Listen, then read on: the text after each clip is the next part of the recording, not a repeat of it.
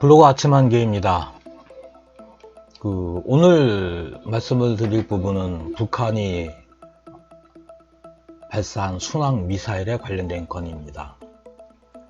너무 많은 사람들이 이 건에 대해서 갑이네 을이네 얘기를 하고 언론도 굉장히 많은 내용을 토해내고 있기 때문에 저마저 딴소리를 해야 되냐 싶어서 영상을 제작을 안 하려다가 하도 이상한 소리들이 많이 나와서 영상을 제작을 해 보았습니다.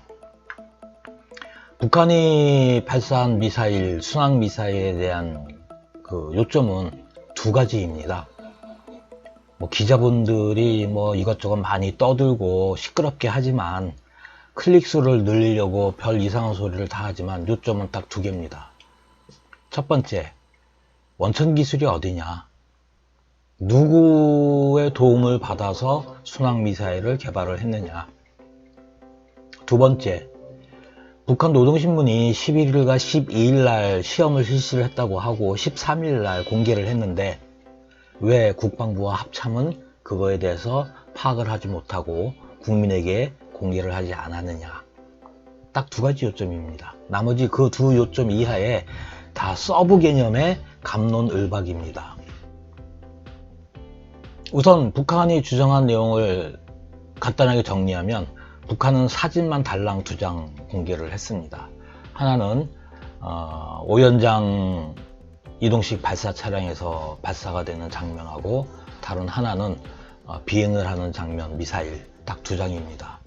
이 두 장을 갖고 분석을 한다는 것 자체가 상당히 한계가 있습니다. 그래서 언론사 기자들이 엉뚱한 거를 붙잡고 물고 늘어지는 것 같습니다.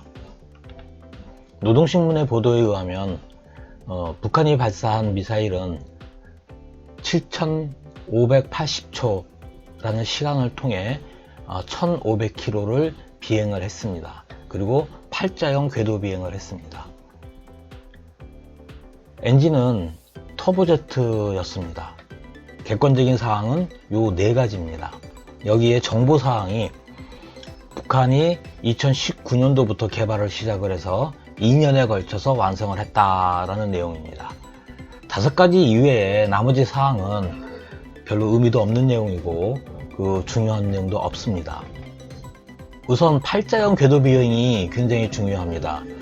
전문가분들은 잘 아시지만 이 순항 미사일은 크게 두 가지 방법으로 비행을 합니다.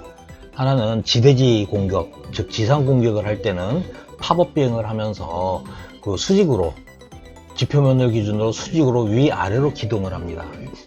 그 다음에 해상용, 대함용으로 비행을 할 때는 지상에 지표면에 참조점이 없기 때문에 지그재그 방식이나 팔자형 방식으로 미리 입력된 패턴에 따라서 비행을 합니다.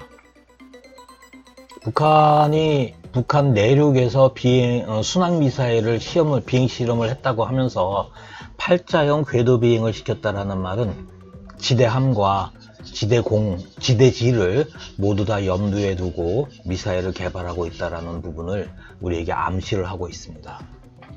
두 번째, 비행 시간 7,580초와 비행거리 1,500km는 미사일의 속도를 우리한테 알려줍니다.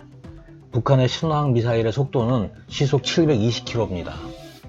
미국의 BGM-109 토마호크 미사일이 880km니까 토마호크와 거의 유사한 속도로 비행을 합니다.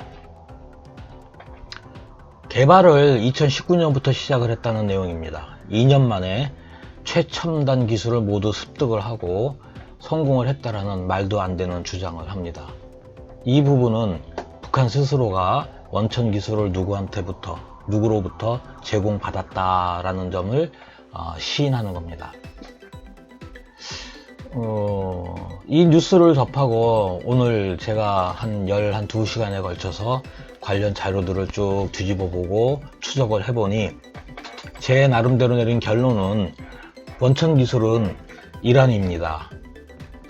이란이 2001년도부터 순항 미사일에 대한 개발을 시작을 했었는데 지난 2014년도에 일본 산케이 신문이 북한과 이란이 러시아의 KH-55 켄트 순항미사일을 기반으로 모종의 미사일을 개발을 하고 있다는 기사가 있었습니다.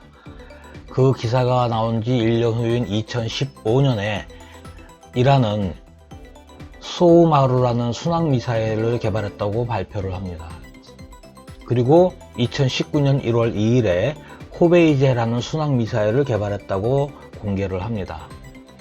호베이제라는 순항미사일은 사정거리가 1350km입니다. 북한의 오늘 공개한 북한의 미사일이 1500km니까 큰 차이가 없습니다. 그런데 이 KH-55는 2019년도에 개발이 된 호베이제의 기본 원형이라고 말씀을 드렸습니다. 그리고 북한과 이란이 함께 10여 년에 걸쳐서 공동 개발을 했다라는 내용도 이미 공개가 되었다고 말씀을 드렸습니다. 근데 아주 특이한 건 이스라엘 군 정보부가 발표한 자료들을 보면 이 순항미사일은 지표면에서 500m 이하로 비행을 하는 초저고도 비행을 한다고 합니다. 그 이유는 레이더에 탐지되지 않기 위해서라는 겁니다. 그러기 위해서는 지면 대조, 즉 그 순항미사일이 비행을 하면서 자기의 위치와 그 다음에 그 현재 지표면의 어떠한 그 지형의 형태를 인식을 해야 되는데, 그러기 위해서는 디지털 지도가 필요합니다. 결국 북한은 디지털 지도를 확보를 했다라는 겁니다. 북한 전체의 디지털 지도와 대한민국의 디지털 지도를 어디로부터, 모처로부터 확보를 했다라는 내용이 됩니다.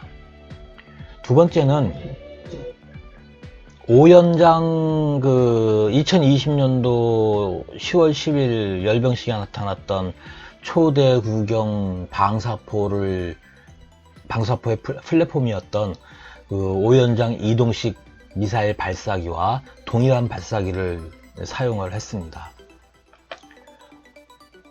이스라엘 정보부 쪽에 따르면 이 미사일의 직경은 514mm입니다. 그동안에 국내 기자들은 2020년도에 공개된 초대형 방사포다 아니면 대구경 방사포다라는 것들이 보통 300mm에서 400mm 정도 될 것이다 라고 그 기사들을 써왔는데, 그것이 아니고 500mm가 넘는다라는 게 오늘 방증이 된 겁니다. 오늘 사진에서 보이는 그 발사기 텔의 오연장과 2020년도 텔의 2020년 10월 10일 텔의 연장 발사기 연장을 보면 동일합니다. 그리고 이스라엘이 공개를 한 이란의 KH-55를 기반으로 한 호베이제 미사일의 직경이 514mm라고 발표했기 때문에 결국 그동안에 북한이 초대구경이다, 대구경이다 라고 얘기한 것들은 300에서 400mm가 아니고 500mm가 넘는 다연장이라고 판단을 해야 됩니다. 이 미사일이 우리에게 주는 그 의미는 지금 이제 두 가지라고 볼 수 있겠습니다. 이스라엘 군 정보부가 얘기를 했듯이 비행 고도가 500m 이하라면 합동참모부와 국방부가 지난 11일과 12일 날 북한이 실시한 순항미사일의 시험을 탐지하지 못한 것이 정상입니다. 비난할 일이 없습니다. 항상 기자들은 왜 일이 벌어지고 난 다음에 비난을 하는지 모르겠습니다. 일이 벌어지고 나서 모든 것을 다 알고 있는 것처럼, 자기들은 다 알고 있고 자기들은 다 합리적인데 공무원들과 군인들은 그렇지 못하다라고 하는 이상한 논리를 쓰는 집단인 것 같습니다. 따라서 국방부가 합참이 미 사전에 발표하지 못한 것은 비난받을 일이 아니고 정상적입니다. 왜? 북한이 500m 이하로 비행을 하는 순항미사일을 개발했기 때문입니다. 그 의미를 이해하지 못하는 기자는 기사를 쓰지 마시기 바랍니다. 두 번째는 발사 플랫폼이 다연장이라는 겁니다. MLRS라는 겁니다. 이것이 또 이란이 원천 기술을 제공했다라는 방증이 되는 것입니다. 현재 해외에 있는 분석 전문가들은 순항 미사일의 비행 궤적까지 지금 공개를 하고 있습니다. 제이콥 보겔은 발사의 원점은 순천 비행장 인근이고 타겟은 화대군 앞에 있는 알섬이라고 공개를 했으며, 항적을 보면 이 곡산까지 내려옵니다. 곡산까지 내려왔는데도 대한민국 공군이 파악을 못했습니다. 그만큼 성능이 우수한 순항 미사일을 북한이 개발을 했다라는 겁니다. 자, 그렇다면 우리는 이 문제를 어떻게 해야 될 것이냐? 그냥 군만 합참만 비난하고 끝나면 되는 거냐? 그렇지는 않습니다. 이미 이란과 협조하에 개발이 끝난 상황이라면 어떻게 차단할지 고민을 해야 됩니다. 문제는 엔진입니다. 프랑스제 TRI-60 엔진을 사용을 했기 때문에 북한으로 앞으로 순항미사일용 소형 터보제트 엔진이 흘러가는 것을 막아야 됩니다. 국가적인 차원에서 막아야 됩니다. 그게 해결책입니다. 감사합니다.